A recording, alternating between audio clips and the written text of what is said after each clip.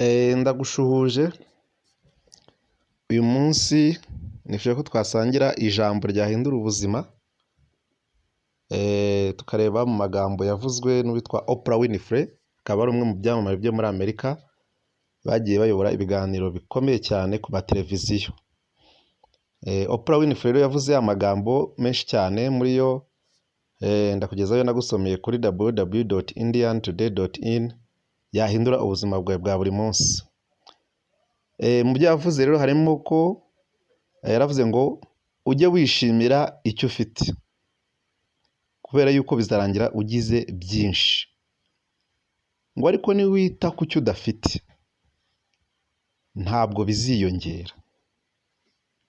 Ikindi Oprah Winfrey yaravuze ngo ukubabarira nyako ni igihe ushobora kuvuga ngo wakoze ku bw'iki gikorwa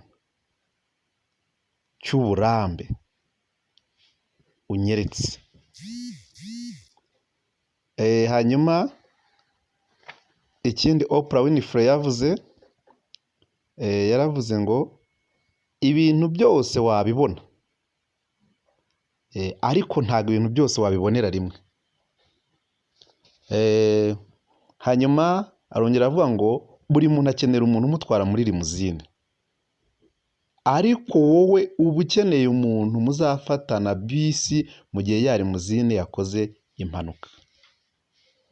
Yarongeye kandi aravuga ngo ubunyangamugayo nyabwo ni ugukora ikiri cyo, the right thing, mu gihe uzi neza yuko nta n'umuntu wamenye ko wagikoze, doko wowe ukagikora. Yarongeye kandi aravuga ngo nizera yuko ikintu cyose kibaho kubera impamvu, cyane n'ubwo iyo mpamvu tutaba tuyibona. Kandi niwe wavuze ngo ubane n'abantu bagomba kukurenza urwego urimo bakagushyira ku rwego rwisumbuye. Yakomeje anavuga ngo ntuba icyo ushaka, uba icyo wizera.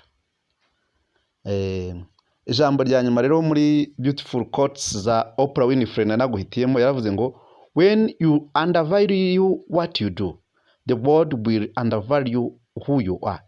Nutesha agaciro icyo ukora, isi izatesha agaciro uwo uriwe.